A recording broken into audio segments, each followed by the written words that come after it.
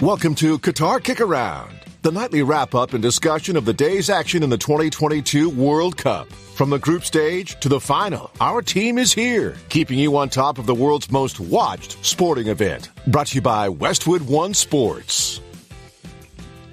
Howdy ho, and welcome to Matchday 4 of Qatar KickAround, our nightly wrap-up shenanigans of the day's action of the World Cup of the year 2022. Hi, my name is Peter, and I'm tagging along with the man that knows more about the World Cup than anybody else I know in the world, Andy Dalton Swift. Peter, you surviving? Happy Thanksgiving to you. Happy Thanksgiving to you, too. And live from London, our very good, noted journalist of football friend, Lars Sivertsen. Happy Thanksgiving, Lars.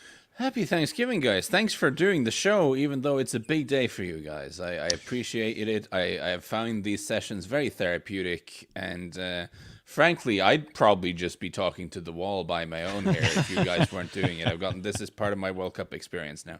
But be honest, would you watch as much football? Yes, I absolutely would. All right.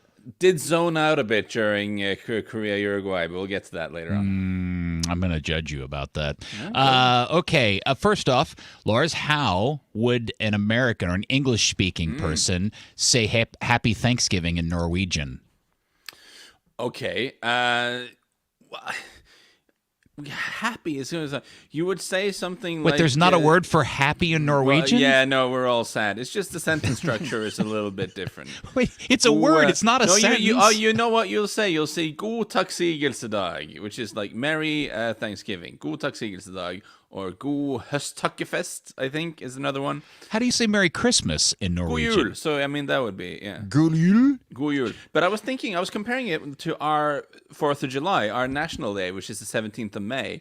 And then we just tend to say hurrah for 17th of May, so like hooray for the 17th of May. Oh, just so it's more hooray. of a celebratory tone, yeah. Because that's our constitutional day, and our constitution, we like it, just like you guys. I like the social studies aspect of the World Cup kick-around. Yes. I think it's pretty It's one of great. those things about World Cup, though, actually. You Right. do learn Yeah. about other cultures Other and countries, yes. just by design, Even if they're I do, awful. I do think learning about other cultures because you're doing a daily podcast with someone from a different country is very niche. I mean, that's not a universal experience. That's hope, true. Because if it is, there are too many podcasts out there. And you're a person from another country living in a third country. Yeah, it's very confusing. That's like me. And it's with, like Andy. with the woman from yet another country. So Wow. The confusion is overwhelming. You know what? It just dawned on me. We are the Bennington Yes. of football podcasting. Nobody is globally diverse as the kick-around. We're three white guys. Let's settle down and just acknowledge that is not true. Okay, now you've defeated me. All right, it's time for everybody's favorite new kick-around segment, Andy's World Cup Trivia, where we ask the question at the beginning and then we save the answer to the end, that old radio trick. So the U.S., of course, plays England tomorrow, right? 1 They o'clock. do? Big game. We should I talk about that, totally by the forgot way. about Should we that. talk about that? Yes. I'm sure we will. The But entire segment of U.S.-England, yes. the U.S. last played England in a World Cup in 2010 in South Africa. It was a 1-1 tie in the group opener. England was heavily favored in that game, by the way. Sound a little familiar? Yes. Yeah. So of the 11 U.S. starters that day, how many were playing for a European club at the time? That's the question. All right. great. And a little follow-up or even a bonus question. There's one player that started for England that day that has yet to retire. You'll have to name him. No looking. No Googling. Yeah. Listen, if you're listening to the pod and you're taking advantage of the fact that we wait to answer the question at the end by Googling and cheating, We'll change the format. I'm judging you. Yes. All right. So this is the 2010 World Yeah, U.S. The 2010 U.S. when they England tied game. 1-1. How many players from U.S. were playing on a Premier on a Starting lineup, how many were playing in Europe of Europe, the 11 okay. that started? Okay. And then which one player is still playing today? For England. He's still a professional player, has not retired. He was in the starting lineup in 2010 for England. For England. That's what okay. All right. Noted. All right. Yeah. We will get to that. As I said, we will spend the next segment talking nothing but previewing Ingerland Yanks. But first, let's talk about today's world of the World Cup, Match Day 4. And I want to start with the game that came last, Brazil-Serbia. Okay. Because I thought this game was entertaining in two very different ways. I spent, until Brazil scored the first goal, I was super impressed by Serbia because they were doing all the things you got to do to frustrate and bother and pester Brazil. But then once Brazil scored, it turned into that wonderfully lovely, fun, and entertaining Brazilian World Cup circus that we all know and love. They really are feisty, aren't they, the Serbians? They have... It's the old Tony Adams once apparently said something about how you need seven to be successful at football. You need 7 guys on the team who, if there's a fight in the players' tunnel, they'll run towards the fight and not away from it. Right? You need Serbia. There's no shortage of guys on Serbia who I think in a bar brawl would do well for themselves. They're a feisty bunch. And without being overly physical, they got in Brazil's faces and did a really good job making it hard for them to play good football in the first half, which, from the audience's perspective, I guess is maybe not what you want, but it was impressive. It was an impressive effort. But I just think they upped the tempo a little bit in the second half, Brazil, and it's just the sheer quality of it. And it's such a key thing. I mean, we'll get to Neymar in a second. But it's a really key feature of this Brazil team is that it's not just Neymar anymore, right? It's not Neymar plus 9 other outfielders. There's Rafinha there. There's Vinicius Jr. is a terror. Richarlison offers something completely different. They even started, they did this mad lineup with, Casemiro as the lone holding midfielder and, Paqueta, and then the rest are forwards. There's so many difference makers on the field at the same time that keeping them at bay for 90 minutes is unbelievably difficult. Yeah, and don't forget, this Brazil team, compared to other Brazil teams, is a little bit better defensively as well. They haven't allowed a lot of goals from the run of play over the last several months. Now, what I would say is this, to me, was a typical first game in the World Cup for Brazil. First half, they don't score. They're pounding. They're at the door. Whoever they're playing is frustrating them. Till we get to the second half, they figure some things out, and then the floodgates open, and they bag a couple. It was, to me, it was a typical Brazilian start to a World Cup. And Serbia would say, yes, defensive shape, fighters, organized, and did what they needed to do to keep Brazil off the score sheet, at least for a half. But do they do enough to advance out of group? I mean, they haven't, as Serbia, after Yugoslavia split, as Serbia, they've never gotten out of group play. And the other team vying for second place, eventually I think it'll be for second place, is Switzerland, who to me is a little bit more effective in how you go about getting out of the group stage in World Cups than Serbia is. And I still believe Switzerland, we'll talk about them here in a little bit, still has a little bit more than Serbia does, for as impressive as Serbia may have been for shutting out Brazil for one half. Well, they were playing against Brazil is the key. So it's very difficult to judge because they just weren't able to do a lot in possession. Now, they were a bit disappointing in that regard. And they almost had the Poland problem, actually, of having a proven goal scorer up front, but not managing to get the ball to him close to goal. I think Filip Kostic missing out, the left wing back from Juventus, I think that was a big deal. He's a very big part of how they transport the ball forwards, for lack of a better phrase. He's very good at bombing up and down that flank and putting the ball into the middle, which when they have a lot of tall guys is important. With him out of the picture, I just thought they lacked a little bit of speed when they went forward. Dusan Tadic had a few moments, but for sure they didn't offer enough going forward. I do agree with that, but they are playing against the tournament favorites, who are favorites for a very good reason. And fair point. And they do have a good keeper too, who had a solid game. I wanted to ask a question to either one of you that may or may not know this answer. Brazil has 2 really good goalkeepers in Alisson and Ederson, the Liverpool and Man City keeper. Did they use either one today? Well, they use. That's a really fair question, and very funny no too. No shots on goal from Serbia, so Alisson could have taken a holiday and brought my dog in. Why Alisson over Ederson? Lars, just didn't mean to stump you. Well, no. I did. I heard Lars was about to talk. I didn't want to talk over him. But Alisson is just the better overall keeper. Yeah. Not as good with his feet and with distribution, but a better shot shot stopper, but really good with his feet also. I completely agree. I think Ellison is marginally better at saving the Really? shots. Yeah. What Ederson has is that Positioning, unbelievable distribution, and that makes him the perfect goalkeeper for Manchester City. But Brazil don't play quite in the same way. Ederson would be a very good goalkeeper for the Spanish national team if he was somehow available to them. He would be exactly what they need. But I would say, as a shot stopper, Alisson is marginally better.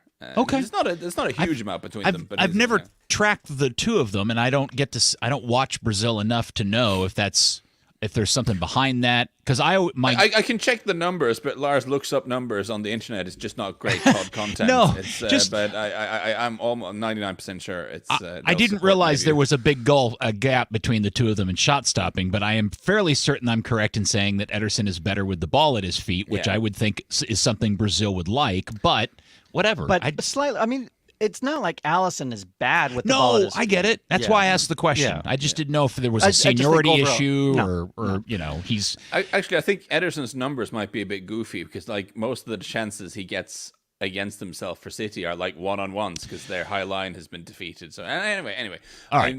I am of the view, as is the Brazilian coach, I think that Alisson is a slightly better goalkeeper. Brazil 20 straight World Cups without losing their opening match. It's ridiculous. And then let's talk about, first off, Neymar, who, as you guys talked about him and some of the comments about his involvement in the game. I don't know if you guys have seen this. Now, he got tackled, and with Neymar, you never know. I mean, I know the guy gets beat up pretty badly over the course of a game, but I also know that he tends to accentuate it a little bit or whatever. But on this particular one, you could see on the replay how badly his ankle turned, and ESPN, and we've just retweeted it on our Twitter account at the KickAround. They have 3 images of his ankle with the sock off, and he's got the classic grapefruit ankle going on, and that's bad news. Or is it? No, it's not good for Brazil. But like Lars was saying, this is a team that doesn't depend as much on Neymar. You still would rather have him on the field than not, I guess, right, Lars? I mean, it's still he is their star. I mean, it is one of their strengths is that they do actually have options this time around. It's not like in 2014 when Neymar became unavailable and just suddenly they all just mentally went off a cliff. Down the 7-1 rabbit hole. Yeah, it completely fell off a cliff because they just thought, okay, this is the only guy who can do it for us. That isn't true anymore, and manifestly isn't true anymore. He is still very important, and I think he's a much better player now than he was then. I think he's gone slightly under the radar because no one watches PSG, but he's matured, I think, in terms of his play. He's looked at that front line in PSG and says, well, Mbappe is not going to run and Messi is not going to run, so I'm going to have to do a little bit of work. Do and he's not morphed into James Milner overnight. He hasn't done that, but he does go through a lot more work than he did a couple of years ago, and he manages to adjust his game around the players around him at PSG. Now, I know the public perception of Neymar is that he is a bit of a ninny, but I've been a little bit impressed with how he's handled that situation, and I think he will be a real miss for Brazil. Not that he was amazing today. I did think he ended up dropping a little bit too deep, perhaps out of frustration in not getting the ball higher up the field as often he would have wanted to, because the Serbians did a good job keeping shape and making that difficult. But for sure, he will be a huge loss if he's out for a couple of games. But particularly since they play Switzerland. But the depth that Brazil have is frightening, It is. Well, and then let's also talk about the man of the match, Richarlison, who the first goal, one thing, that's great. Nice for him to score his first World Cup goal. But I still, the more times I replay the second goal, the harder it is for me to figure out how in the world he executed that move. It's a capoeira thing. It's the Brazilian sort of half martial arts, half dance thing that they do. It's straight out of that book. That is ridiculous. To play the ball with one and then to pivot your body and flip around the other direction is one of the greatest goals I've seen, not just in a World Cup, period. That thing is unbelievably high skill, Andy. You don't seem very impressed by this. Well, it's Brazil. It's kind of like what you expect. You expect some of that, right? Yeah, that's even another level, dude. Yes and no. No? I think, I say... Yes, you expect that from Brazil's number 9, and no, maybe I think Premier League fans maybe don't expect it from Richarlison. I think because of the way his career has been, playing for Watford and then playing for Everton, he's spent a lot of his life chasing the ball, running around. Like, please get the ball to me somehow, anyone. So he's had to do quite a agricultural job for his club side, and he doesn't always have a chance to show the inherent class that he has. What I would like to say about Richarlison, I noticed there was quite a lot of surprise on social media that he even is Brazil's number 1. Now, I'm not a full-blown expert on Brazilian football, but I always just reference Tim Vickery, who's my man on this, because South America correspondent for the BBC, for TalkSport, for all kinds of media outlets in the UK. He's lived in Brazil since the late 90s. He speaks to coaches regularly. He knows everything. And the thing Tim Vickery always flags up about Richarlison in why he has the role he has for Brazil are two things. First of all, they love his aggression. He, as a counterpoint to those sort of technical dudes, here you have a big bustling center forward who runs and bumps into people and picks fights, and just, that is a good counterpoint to the rest of that front line. But secondly, and maybe more importantly, he's very confident. He is someone who is not bothered, I think, by pressure at all. He does, and that Brazilian number 9 shirt can weigh heavy, and he doesn't seem affected by it. And if you go, I'm treading on your turf a little bit, Andy, as the World Cup trivia expert. But the Brazilian center forward hasn't done well in the last few tournaments. The last Brazilian center forward who really had an impact on Brazil and did great things was Ronaldo, the Brazilian Ronaldo. The original Ronaldo. Yeah. And they've struggled in that position. Yeah, Yes. we go back to 2010. It was Luis Fabiano, who was never more than okay. Scored 2 goals or something. It wasn't great. And then 2014, they have Fred, the much maligned Fred up front, who wasn't great. And Remember Hulk? Yeah, Hulky was there. Hulk, I loved Hulk. In 2018, it was Gabriel Jesus starting as number 9, scored no goals, if I recall. Yeah. So that has been an issue for them. And in comes Richarlison, who is not a perfect footballer, but he is not bothered. Like, he did the weight of pressure of all the millions of Brazilians who demands a goal. He's not bothered by that at all. He runs around, he bumps into people, he's not afraid of trying stuff. He adds a slightly different dimension to what the other forwards would. And I think that sort of confidence bordering on delusion almost that you get from some of the top center forwards. They're very strange characters. But that sort of unbreakable confidence that he has, I think, is a big part of what he adds to this team, and which you see in him even attempting that finish for the second goal. Ridiculous. It was a great way to end the day. Brazil 2, Serbia 0. And the game before it, which was Portugal and Ghana, didn't start great, but it ended up pretty wonky and almost had one of the greatest endings in World Cup history. We'll talk about that in a second. But Portugal does grab the win, beating Ghana 3-2. Ronaldo on the shop window. This was all about, Fox went out of their way to do nothing but Ronaldo coverage for an hour prior to the game. And he is unemployed. And he's looking for a job. I was making the joke. He's in the shop window. He gets his, and I just want to say this right off the bat. It was an MLS referee today, Ismail Efith. Yeah. And the penalty that he ends up awarding to Portugal for the Ronaldo incident, I have a conspiracy theory, which is because I think he ends up awarding an extremely, insanely soft penalty to the unemployed Ronaldo to curry favor to see if Ronaldo could be talked into signing for an MLS team. That's my theory behind that. Elfas did that? He called the peak? No. That's my conspiracy. Okay, I admit it. It's a conspiracy theory. Let me make up a rumor, Andy. Come on. So, speaking of soft PK, speaking of the Ismail softest. Elfas, Lars, you were the one that came up with, hey, at least it's consistent with what he had done earlier in the game. Yeah, because the disallowed goal Ronaldo scored, there wasn't a lot of contact on the defender, really. I think the defender bought that. And so there was a bit of consistency there. My referee acquaintance says soft contact, but not wrong enough to trigger a VAR review. There is a bit of contact there. He does shove him a tiny bit. It is what it is. It's now not. in a very chippy game, I thought he did okay. He did well to kind of control things. I think and I think about him this way in Major League Soccer, he's a very good man manager. Yeah, exactly. And that's the one of the to me as a referee aficionado, that's the greatest skill set that a referee can have is how do you manage the players? And I think number one key. Yeah, I think he's really, really good. If you really want to test his man management, he should get on a flight out of Doha tonight and go to Accra and just kind of hang out with some Ghanaians. I think that would be a real test of man management because I've seen Ghanaian Twitter is unimpressed with this decision. With the U.S. referee. Yeah, I'm sure the fact that he's from the United States is not pleased them at all. Would have to manage some men in that setting. I'm sure the same kind of tweet that went out that I sent out when I found out the U.S. Welsh referee was from Qatar. The same kind of Ghanaian tweets went out. Our referee is from the United States, and that's nothing compared to what Canada had to do with. That guy, which we won't speak about. Hey, real quick on the game, Portugal was on full display in this game. You got all facets. all aspects, all three facets, all the good, and all the bad of Portugal in this game. It's true. Yeah, it's true. We did, and it's bizarre that it's fallen to me to defend him. I'm not necessarily defending him, but I just want to impress upon you.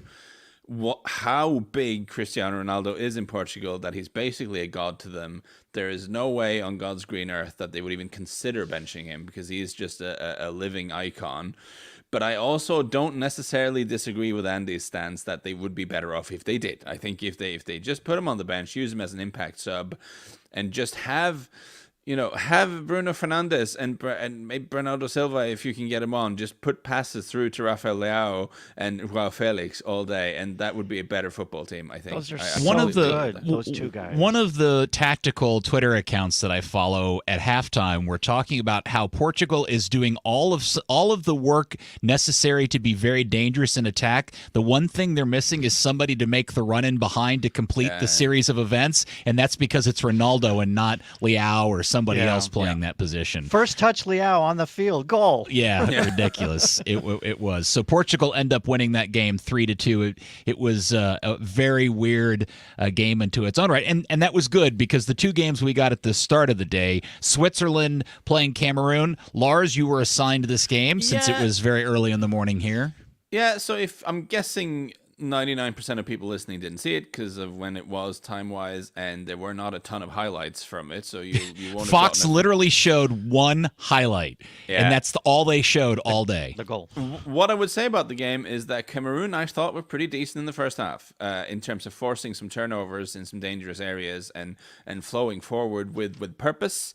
And I thought the front three of Karl Toko Ekambi, Choupo-Moting, and Brian Mbeumo looked kind of dangerous-ish. I mean, they've been thrown together. I don't believe they've played much at all together before because Mbeumo is a fairly recent convert to the Cameroonian cause. But really, they were not. Yeah, the Swiss were a little bit sort of on the back foot, and there were good moments. And obviously, watching Nuhu play in the World Cup is tremendous in and of itself. He was doing Nuhu things as you would expect, but they couldn't get the goal. They missed a couple of chances, and as you would expect in the start of the second half, the Swiss had one good chance, and of all people, Brel Mbolo, who's born in Cameroon, by the way, that's crazy, put it away.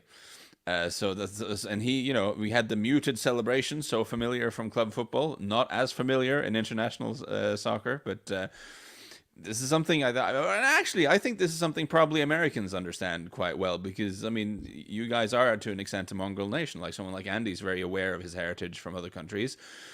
It is entirely possible to feel a very strong attachment to more than one country. And it is one of the issues of international soccer is that you're forced to choose. And you're often forced to choose at quite a young age when maybe you're not entirely sure about all these things. So I have a lot of sympathy for players who end up playing against the team they have a strong connection with. Either way, Brel Mbolo scored the winning goal here. And Switzerland did it in the end. The Cameroon ran out of steam a little bit and just couldn't get an equalizer from anywhere. By the way, Africa and CONCACAF winless after 9 games combined. It's usually Asia that performs the worst in World Cups, but this is a World Cup being played in the Asian continent, so you have a little bit of that continental bias in favor of Asia, and they're performing a little better, but not good. Would you say, though, that like Senegal, Cameroon, Ghana, Morocco, Tunisia, is Cameroon at the bottom of that? in terms of after one game, what you like or no? You probably pick like Tunisia, maybe. I mean, Tunisia and Morocco kind of held their own well against strong opponents. Right. Whereas Cameroon offered more positive moments going forward, but ultimately didn't keep a clean sheet. So that's a big difference in terms of points. But out of the three of those, I would rather watch Cameroon play football again tomorrow, put it that way. So on Embolo, though, he's also worth mentioning about him, first of all, that he was a very big talent when he was young, and then he had a lot of injuries, went to Schalke, which is never good. And no one who's gone to Schalke in the last decade, at least, have had a good time. But he's playing better now. He's at Monaco. And he's also someone who he was caught in 2021. He was caught at an illegal party during lockdown. Where statements by the police report not the that, illegal party. He went for an illegal lockdown party, and statements by the police carried by the Frankfurter Allgemein newspaper suggest that Embolo actually fled across the roof to a nearby flat and hid in a bathtub to avoid detection. Yikes. So this is a guy who's probably the only striker at the World Cup who's ever fled out the window over a roof and hid in a bathtub. One would hope. I would doubt that to be the case. I'm sure there's plenty of them in the World Cup. All right, the last game of the day. I'm probably the only person in the world that found this game entertaining. I liked it. Okay, Uruguay 0, South Korea 0. I thought, first off, I like the kit clash between the two teams. Two styles of play. That doesn't count as entertainment. Oh, it does for Peter. It does for me. I'm a kit nerd. I like that. By the way, I just want to say I'm so glad FIFA has relaxed the rules about uniform all being one color, monocolors. Yeah. We've gotten a really good display of uniforms in this tournament of teams that wear one color or some teams that wear 2 or 3 colors, different colors, shirt, shorts. Yes. Back to the classics. Argentina in black shorts with their blue and white stripes. Yeah. I didn't like the lime yellow, the lime green, though, with Brazil, but that's a separate issue. Okay, go on. Sorry, Lars. Didn't mean to bore you with that. I liked the game. I know it's a 0-0 draw, but I thought it was entertaining in its own kind of special way. And I like, yes. They're a defensive. They're a classy defensive team. Yes, and they're kind of a bully team, and that's my one comment from this game, Lars. Was I was surprised. I don't ever remember Korea playing this physical. It was like they were ready for a street fight, and I don't recall the Koreans ever playing like that before. Yeah, no, you're not wrong about that. And I guess this was another one of those games. We've had a few in this tournament where the favorite. Well, the underdog did really well in stopping the favorite from playing well, but not actually well enough to do exciting stuff themselves, and the favorite wasn't good enough to overcome that. And the outcome was, in my view, not a very fun game of football. Yeah, I think Uruguay was a bit unlucky not to get the win. They hit the post twice. Look, they didn't break a sweat defensively either. I mean, we saw them defend well, but by Uruguayan standards, they didn't play a side that really attacked them well. They know how to even raise it another level. So I still like Uruguay out of this group. And Let me just preface this by saying it's not my favorite stats like shots on goal, because you can have someone sky it from 5 yards and it'll have been a massive chance, but it won't register as a shot on goal, so off goal or whatever. But in this game, we did have 90 minutes of football with 0 shots on target, which feels like because the post doesn't count, right? Yeah, exactly right. Korea had a really, really good opportunity. I think just after halftime or just before halftime, right at the top of the 6-yard box, and the guy did sky it. That's exactly the thing that you're talking about. Yes, there were some decent chances. Well, there were like 3 decent chances, but All right. But that is the charm and terror of Uruguay, right? Because they are a team that you need to respect, but they're also a team that won't necessarily have a lot of fun in a game against Korea, I suppose. They're not a freewheeling, fantastic attacking force. I thought Suarez was not great. No, he was it not. is an age thing, but he does look a little bit ancient out there. He was not great. They're better off starting. Just throw Nunes up top and I don't know. He doesn't. Yeah. Okay, that wraps up match day 4. We've got that out of the way. We're going to take our break. When we come back, we'll spend an entire segment where I ask you for advice about a stain on a shirt, and I'll do that next.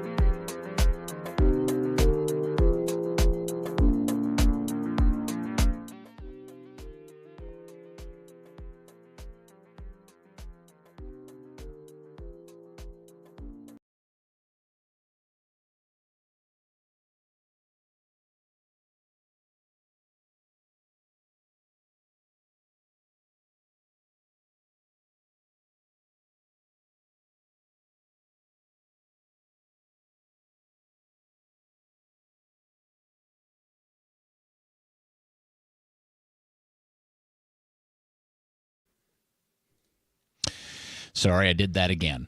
We're going to start over. I'm an idiot. This is part 2 of Matchday 4 of the 2022 World Cup in Qatar, of our daily wrap-up show that we're doing here. You can watch the live stream over on our website, or you can download the podcast. However you're doing it, we thank you very much. This entire segment is going to be a preview of England versus the United States, a game we've all had circled on our calendar for some time. But before we get into it, I want to ask the two of you for a piece of advice. This is kind of sports watching advice. When I took my U.S. national team jersey out of the closet before the Wales game, it hangs on a hanger, and I put it on, and I looked in the mirror, and there was a stain right there on the shirt. And I can't tell if it's tea, like iced tea or coffee or mayonnaise. I don't know what it's made of, but there's clearly a stain, and I didn't wash it, I guess. And the question was, well, after the 1-1 draw against Wales, should I wash the shirt and try to get the stain out because it's a bad omen, or do I keep the stain because it's maybe a lucky charm? Now, the one piece of information I should share with you about this that you need to know, because I did post a photo of the stain on Twitter, is a very observant follower tweeted back to me, "Did you not realize that the stain is in the shape of Qatar?" And it actually kind of is. If you put the map of Qatar and the stain on my shirt side by side, it's kind of weird. So, do I wash the shirt before tomorrow, Lars and Andy, or do I leave it on the shirt until there's a loss? I have a theory. What I would do, Okay. I'd say, has the team lost with that jersey? No. Are you still or with undefeated? the stain? Yeah. Are you still You're undefeated just saying with that because because you predicted a row of 3 draws. You want this to continue. You're on Team Stain here. Are you on True. Team Stain, Lars? So I don't think that was a great result for you guys, just because of how well you played in the first half. The fact that you had the game like into the sort of track that you wanted it to be in. You were all over Wales.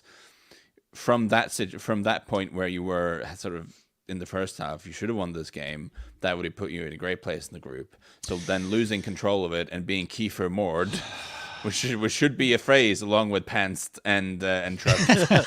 It is. Kiefered. You got Kiefered. Got Kiefered in the second half. I don't think that is a good luck charm. I think that was a bad day. The more I think about it, that wasn't good. So the fact that it's in the shape of Qatar, it sways But then there are mean things you can say about Qatar being, so let's not, the words Qatar and stain can be put into many interesting sentences, but we're trying not to keep this show too political.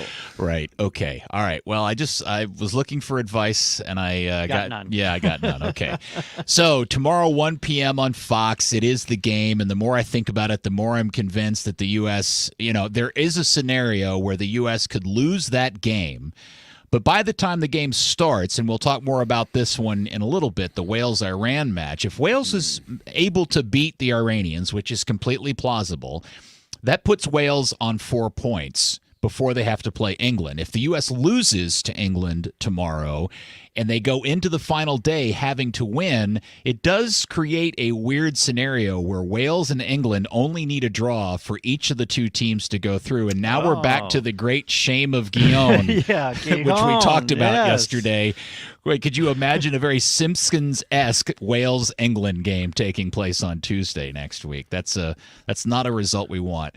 So, Lars, I'm going to ask you. I don't think the Welsh would play along with that. I think a chance to beat England at a World Cup. They're not taking any prisoners there. Okay. Well, then, how do you think the English would handle that? Would just national pride take over and they would fight not to lose the game? Yeah, absolutely. But I also think Southgate would substitute a whole bunch of. Would probably rotate, and the people who comes in want to prove themselves. So I think there's no chance of that sort of outcome. There's a little bit too now. If the Netherlands continues to get results and they finish first, you want to avoid them. Yeah. right, and finish in first as opposed to finish in second.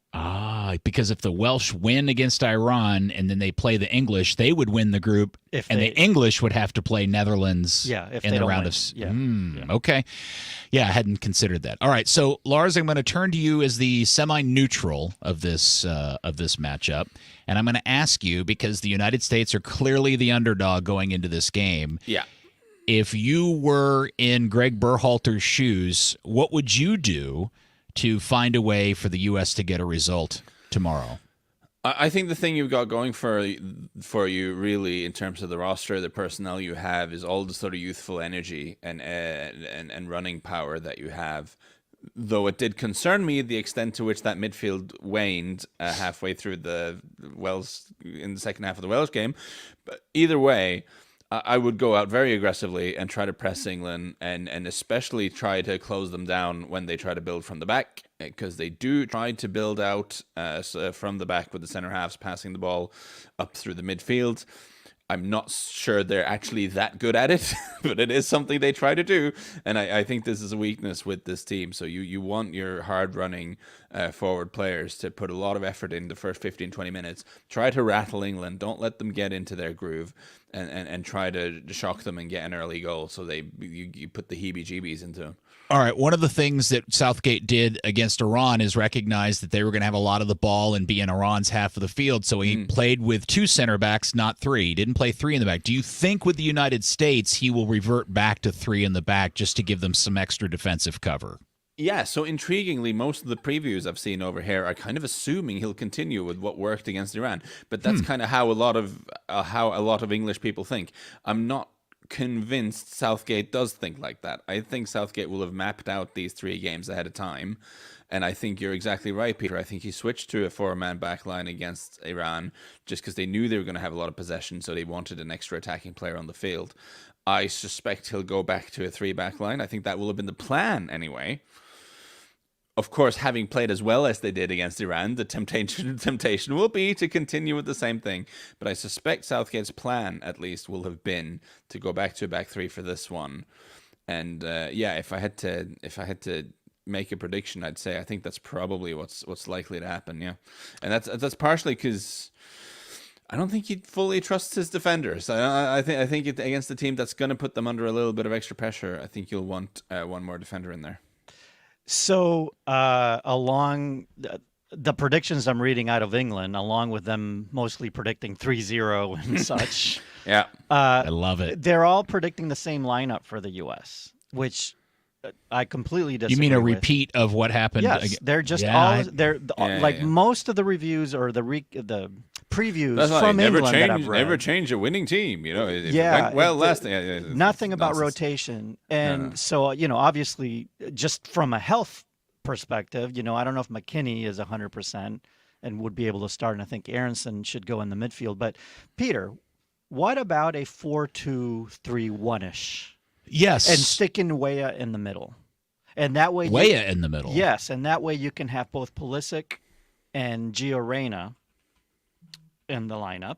So with Weah, Aronson in the middle and then a double pivot. I think if you're going to do that, I think you put Gio in the middle and let Weah play out on the wing, because that's if you're not going to put Aronson on the field. Yeah, Aronson, yes. So you're going to take Musa off? No, Musa a double pivot with Adams, or Musa almost like an 8.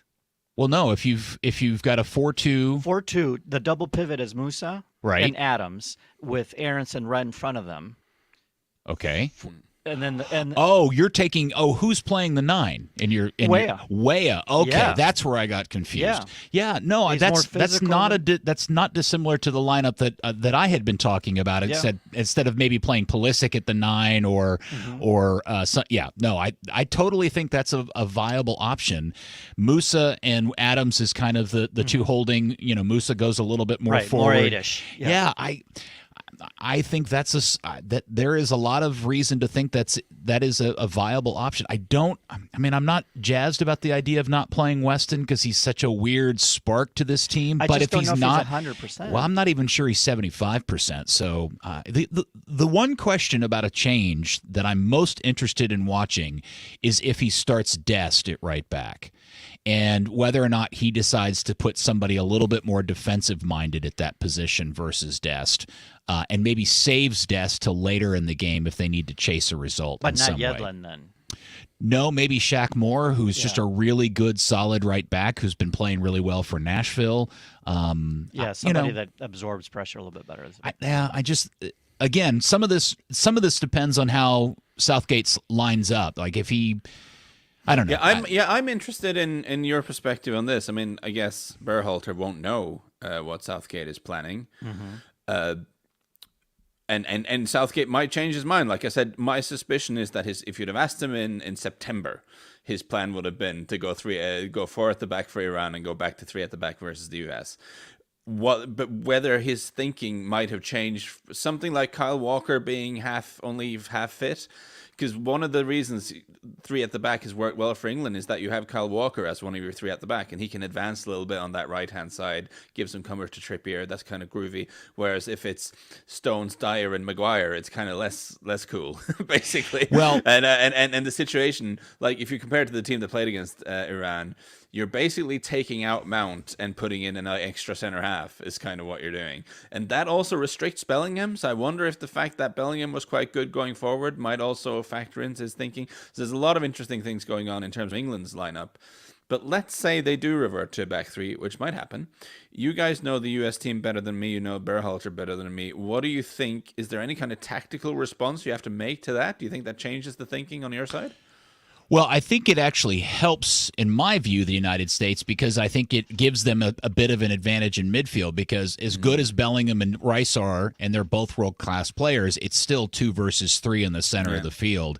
And I do think, and look, I said this at the beginning of beginning of the game, or before the first game for England, the idea of Stones, Dyer, and Maguire as a back three is just screaming error and mistake in my mind. Yes. If you just push and pressure them just a little bit, I think that team that can be burst fairly easy. If now, you Aronson them, have like Sargent and Aronson chase them around like rabid dogs and kick Mm-hmm. them every time they can. Yeah, and sooner or later someone will do a goof. Yeah, so I hope they go to that, because the idea of England being more forward foot minded worries me for the United States. I would love to see England just be a little bit more cautious and pragmatic in the way that Southgate set them up. The way the English typically hate Southgate sets the team up. Yeah. You don't want them to play with that flowing freedom they had. I'm fully mentally prepared for Southgate to go back to 3 at the back, take out Mount, put in an extra center half, and for Southgate out to be trending on Twitter over here before the game kicks off. That seems like something that'll happen. Yeah. Let me just say one thing very briefly. One of the upsides of going to the 3-4-3 thing is that system can sometimes give you a little bit of extra width. I mean, it just seems to happen sometimes that you end up with the wingback being a spare on the side. You know, when the ball's on one side, it attracts players, and the wingback on the other side ends up having a lot of space. Does it work? Because one of the US's vulnerabilities, certainly on paper, is the space behind the fullbacks, right? Yes. Is that something that would concern you a little bit? It would, and that's why I'm saying maybe Dest is not the option there, because Dest can get caught up forward. Although, creates all kinds of space. Here's the deal. Tyler Adams is an absolute vacuum of a human being, and I think he does a tremendous job of providing that cover. Well, but that would be extreme cover in that case. Sure. He can't get too wide either. If he gets caught too wide, that also creates other problems. So I don't know if that's the solution. The other thing about all that width is that does create a situation where England is trying to drop bombs in from wide into the box, and that's where the Harry Kane advantage comes. He's still playing. And so I've seen 2 very different narratives about his ankle situation, Lars. I've seen that they're really worried about his status, and then I saw, oh no, it's no big deal. He's going to train with the team tomorrow, and it's all A-okay. I think the messaging coming out is strange, because he went to scan and it was kind of leaked that it's going to be fine. But I think the quote, like when Southgate was asked, he replied something about how it would be a very brave decision to bench Harry Kane or something, which is a weird thing to say if he's 100% fit. So I don't know. And I don't think Southgate is the mind gamey type of guy. So, the truth is we don't really know. It's there is some speculation on the subject. The suggestion is that he should be fine, but the messaging is a little odd. Is all I'm saying. A lot of this is going to be about recovery for the United States. They ran a lot, didn't they? They worked really hard. And again, the real X factor in this game is Giovanni Reyna, and whether or not he starts, how much time does he get? He swears he's healthy. Berhalter somewhat changed his narrative yesterday. He initially said, well, we were a little hesitant because of this muscle strain thing. And then yesterday he said, oh, he was ready to go. We just made a choice not to play him. Maybe it's all internal conspiracy, and they're just throwing out, keep people guessing. Yeah, I would love to unleash him in all of his glory if he could actually, screw it together and play well. But and also, I'm sorry, but if he's fit, is he fit enough to do the sort of chasing role that we're talking about? Will be the name of the game versus England? That's a great and fair question. I mean, he's been playing for Dortmund, and he's played, for a while now, and he's been, relatively, knock on wood. But that's why if you have him and there's that issue, that's why you replace McKinney with Aronson, because now you have Aronson doing a lot of that I running, agree. and Yeah. McKinney, because he couldn't run as much. There's a lot of different ways you could line up that top three, or I guess the four, whatever it is, that you could figure it out between Pulisic and Weah and Giovanni Reyna and make that work. So it's a great mystery how this will all play out. Andy, do you have? I mean, all right. So here's the question that I'm fascinated by. We've had a few blowouts in this tournament. Yeah. Is there any sort of statistical story you can tell us about teams that win 6-2 in game one, how the second game tends to go? So all these predictions coming out of England that 3-0 or worse was going to be the result tomorrow. I'm like, okay, how often does a team score 6 or more goals in group play and then come back the next game and score another 3? And the answer is never. So at least since 1970, no team has scored 6 or more goals in group play and then scored 3 or more goals the next game. Okay. The average number of goals, a team that scores 6 or more goals, the average number of goals they score the next game is 1. Really? 1. But what's their win-loss draw record? Do you know? Yes. 4 wins, 6 draws, 2 losses. So not horrible, but not great either. So you're saying there's a chance. And it's basically they've scored 12 goals in those 12 games. Okay? Lars, do you have any sense how this is going to play out tomorrow? If I asked you to write a script. We're heading towards prediction time, aren't we? But before you answer, Lars, remember, too, that in World Cup, the first games, a lot of teams have to figure out how they're playing. They're figuring things out. They're not settled in yet. In the case of the U.S., young team getting over the nerves. They're figuring that out. Third games tend to be more cautious because now teams are protecting results and they need to advance. Second games are the best games in the group stage. And and very, very often we see teams do really well or perform really poorly in that first game, and then by the second game they're kind of like, okay, they come back down to earth a little bit, or they step up for how they played that first game. So I'm not saying this is going to happen necessarily and these two teams are going to even out. I think England is still a better team, but you have to keep all that in mind, I think. Yeah, my concern is, I mean, I said earlier that your best bet is to rush them, and that's also basically based on your personnel. I think the best way of playing this England team as an underdog is to sit back and try to hit them on the counter, but I don't think you have the guys. I don't think that's what your team is all about, right? I don't think that you can suddenly start doing that. Not under Berhalter, no. You're not going to become a good deep block overnight, right? It's not what you do. So my concern is that sort of high pressing, the sort of rush, the sort of Coach Jesse Marsh-esque pressing that I think you'll, which I think is how you'll go about it, is basically what you did for parts of the game against Wales. I'm not sure you've got the 90 minutes of that. That's the thing. Yeah. If you couldn't do it for 90 minutes against Wales, I think doing it for 90 minutes against England is going to be very difficult. But no, it's impossible to do 90 minutes for anybody to do 90 minutes. Go ahead. My concern is that you'll get picked off on the break or picked off when you tire a little bit in the second half. And the concern is as well with the substitutions. I mean, when some of you guys start getting a bit tired, England can throw on Grealish and Foden, and just sort of good luck, you know. That's where the depth comes in. The depth is a factor here as well. So for it to work for you guys, I think you need some early goals, man. 1 or 2 early goals would be huge to rattle them and unsettle them.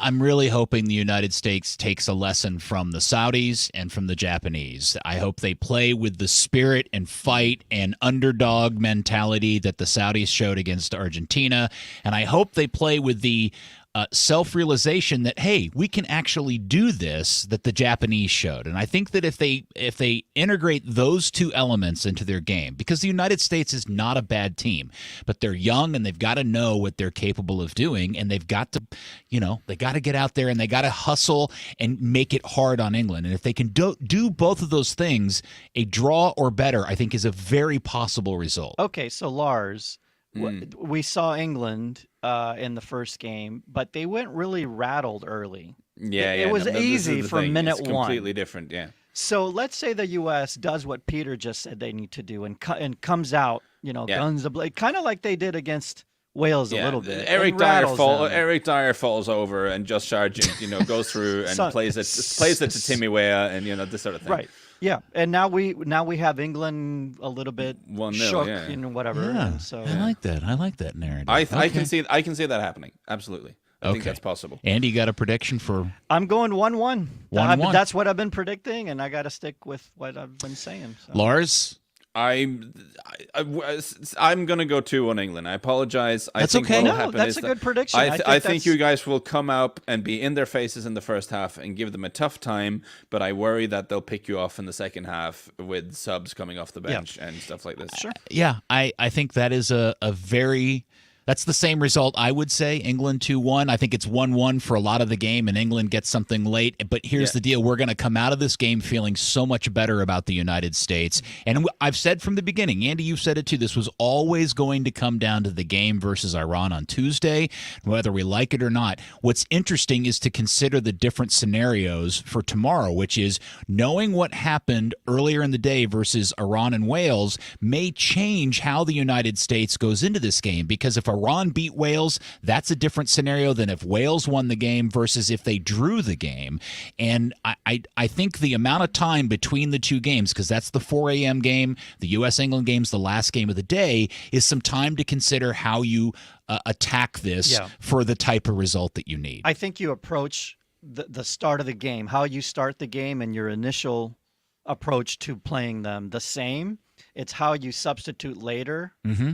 And how you manage whatever result is on the scoreboard in the 70th minute. That will be based on that other result. This is going to come down to substitutions, and when you're subbing on Mason Mount and Marcus Rashford and whatever international Premier League star versus Callan Acosta and whoever. No insult to those guys, but they're not the same level. I think that's where the differences in this game probably are going to come up to. And actually, what I would be thinking if I was a U.S. men's national team fan going into this is that at the end of the day, what you want to see is this team to be the best version of themselves, right? Because that's just go out there and show the world what you can do. And you know what? If you lose to one of the best rosters on the planet, that's football. But go out and play be the best version of this team. And if you do that, even if you lose, you can be proud-ish afterwards. Just ask the Canadians about the Belgium game. Yeah, for sure. You have confidence going into the third game as well. If you play well, even if you get 0 It was points. always going to come down to the Tuesday game versus Iran. Yeah. All right, we will take our last break, and when we come back, we will preview the rest of Friday and answer Andy's World Cup trivia next here on the KickAround.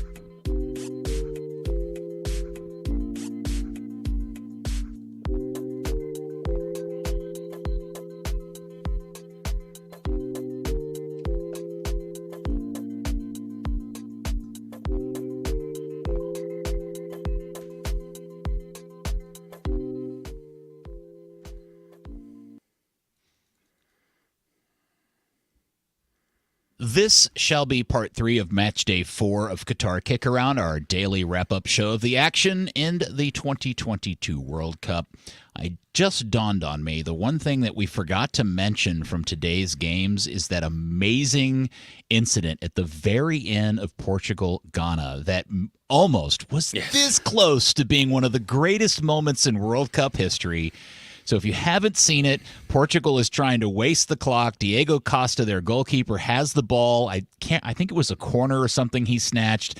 Everybody's moving out. He is waiting to play the ball out, and he sets the ball down about the penalty spot. Mm-hmm. And little does he know that there's a Ghanaian waiting on the line in the box, lurking behind him, and he's waiting. And Diego Costa doesn't do what goalkeepers are supposed to do, which is check your shoulders and see what's behind you before you put the ball back in play. And the poor guy rushes out. He gets the ball from Costa, but he slips and falls. He slips. How do you slip? If he had turned and hit and scored that goal and tied the game, it would instantly become a top 5 moment in World Cup history, would it not? It would, and I've got no skin in the game, but the reaction shot of Cristiano Ronaldo's face would have been one of the all-time memes. Yeah, but that would have been that GIF would have been worth the whole tournament. He was on the bench. He saw it happening, Yeah. and he was trying to get his attention. Costa's They showed the yeah. cameras. We've already had a very good one, which was the quizzical sauna face. I don't know if you came across this. Yes, when he didn't get the call that he wanted with the mask on. I put that in my memes folder. That'll be used at some point. Another observation of the tournament is it just me, or is the taking of corner kicks been really, really, really poor across the tournament? Yes, and also free kicks from not free kicks on goal. Have we even had a free kick? Also, free kicks on goal have been terrible too, now that I think about it. We haven't had one We yet. haven't had a free kick scored. Have we had a corner kick directly turn into a goal yet? Has anybody scored directly from a corner kick in this I tournament want to yet? say yes. The first game, wasn't there one? The ball... yes. Okay. There has Somebody been. has. Yeah. Okay. Maybe it was the One. Qatar game. Maybe one of those goals. England, one of England's goals was Also- a knockdown, and then the okay. Saka shot. And maybe But more... service has been poor. Yes. Dead ball service has been poor. Corner kicks in particular have been really crummy. It's like a mid-priced restaurant in Budapest.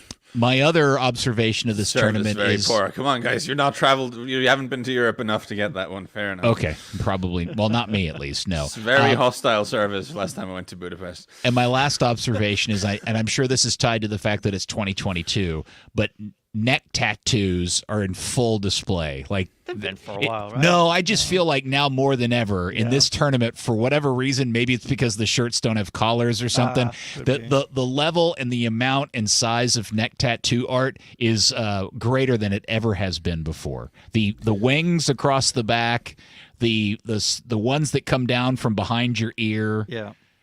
It's an amazing thing to watch. So I have a theory about this. I don't know if we have time, but I want to run by you. Sure. Why footballers and the ink is such a big thing. Now, They have too much. It's too much time on their hands. They have so much dead time. First of all, yeah, because obviously they see the photo of themselves everywhere, so they become vain. That's just, you understand that, right? But then there's the second thing. Yeah, what do you and I do to kick back when you have spare time? You know, we might eat some food, might have a drink, might go on holiday somewhere. They can't do any of that. Like, they can't eat and drink what they want. They can't go on holiday They like can't ever. have 5 o'clock martinis? No, like almost none of the What a things world do you live none in of if the you things you or I do for fun are available to them. Almost none of them, right? So Sure. you start to plan your next tattoo, and you become obsessed with your looks because, again, you just what else are you gonna what else is gonna be your hobby? So does that not make Cristiano Ronaldo all the more interesting? Because that is a guy that is so focused on his appearance and worried about what he looks like, and he's the only footballer that I can think of off the top of my head who takes his shirt off as much as he does that doesn't have a single tattoo. It's never occurred to me. Maybe He has just the perfect doesn't- body. Peter. His body is a temple, guys. Why would he? Yeah. His body is the art. It is Doesn't the art. need art on top of it. Like I was telling in the chat, it's like this whole tournament was staged for Ronaldo so he could have a showcase now that he's unemployed. So. I bet you any amount of money that he spends a good portion of time walking around the locker room just naked, just admiring himself. I'm sure that's something he does. If there was a dude on a team that walks around with no clothes on, it's 100% Ronaldo, without a question. All right, 4 o'clock tomorrow morning. It is the very important Wales-Iran, and this is probably, most certainly a game I don't know. Maybe it's a game you got to get up and watch, or at least record, right? Because maybe you don't care about Qatar, Senegal at 7 a.m. But again, as we were just mentioning in the previous segment, the result of this game is so critical to U.S. England, or just U.S. in particular. Any thoughts? First off, have we heard anything about a fallout from how the Iranians have been treated based on not singing the anthem or anything like that? From what I've read today by people who know the country better than I do, the national team are basically in a terrible bind. They're really in between a rock and a hard place because in the run-up to the tournament, they were kind of received by the leadership in the country, and they were seen as playing ball with the leadership a little bit. And, of course, the team is, I guess, the symbol of the regime. So they face hostility from the nation because of that, because of not distancing themselves enough from the regime. But at the same time, they made that huge gesture of not singing the national team song, which apparently the regime are said to be furious about. So they're kind of really stuck between these forces that are way beyond football and way beyond anything they can control. So they're in this very difficult place, and but almost definitely we underestimated that in our preview stuff and going into the tournament and what kind of effect that'll have on them mentally. So I'm very curious to see what kind of performance they can put in against Wales. Yeah, any repercussions they wouldn't face until they get back home, because right now they're insulated in their base camp. And we do want to draw from this game, I think, from the U.S. perspective. That would be the best result. And I do think we'll see a more put-together Iran in Game 2. But, again, like Lars said, what kind of an impact does that have on your ability to play all these off-field issues? And will it be a lingering effect now into Game 2? It's just hard to tell. And is Joe Allen available in this game yet? He's back for this one, so that's a boost for Wales. And you guys, I worry that you may have tempted fate. You may have tempted the wrath of the whatever from the high upstairs. You said there had been no free kick goals yet. I mean, this does have a Gareth Bale 25-yard free kick winner written all over it. We said yet. We said yet. Yeah. And cometh the hour, cometh the Bale. Yeah. And we talk about bad service into the area, and this has the it's going to be one of those games where 6'5" header from. It's one of those games where Gareth Bale stands around for 89 minutes but scores a free kick and has an assist from a corner. This is one of those things. Isn't it? I hate this. All right, so that is the early 4 a.m. game. So everybody keep your eye on that. 7 o'clock is Qatar, the host, facing off against Senegal. Lars, you're the. I mean, they can't be worse than they were against Ecuador. And I mean, again, they looked so inept in that game, but they are a team who've won the Asian Cup, as I've said time and time again. They beat Japan, beat South Korea. They're not meant to be that bad, yet they were. So we'll see how that does against Senegal, who, again, put in a decent performance against the Dutch, lacked a cutting edge up front. But again, with the Qataris being, if they're anywhere near as bad as they were against Ecuador, they're going to lose again. Both teams have to go for it here. It's going to be a wide open affair. I say we see some goals too. Okay, I like that prediction. And the 10 a.m. is really, in my mind, quite tasty. The Dutch versus the Ecuadorians. I think Ecuador is a really interesting they're the third youngest team in the tournament, and they're feisty and they play well. And I enjoyed watching them in the first game. The Dutch, on the other hand, is a team I think we all think is capable of doing great things in this tournament, and this will be a much different test than what they got in Game 1. It's true. What I would say is I find it slightly difficult to judge Ecuador's level because I just thought Qatar were garbage, and I'm not sure what we saw in that game reflects anything. And actually, I thought, given how bad Qatar were, I almost feel like they should have created even more in that game.